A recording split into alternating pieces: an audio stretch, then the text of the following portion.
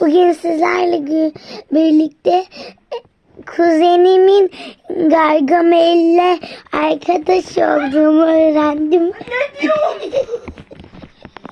Adam gülmemden dönmen mi yaptın beni ya?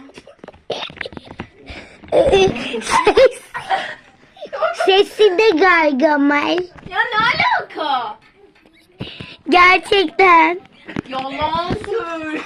Yalan söylemiyorum.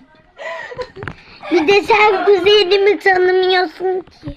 Lan o benim, o kuzendim dediğin kişi benim. Başka kuzenim. Bir dakika neydi? Çay içtiği şey nerede? Başka kuzenim. Biraz meyve Aslında o. suyu dedi. Bu. Aslında o.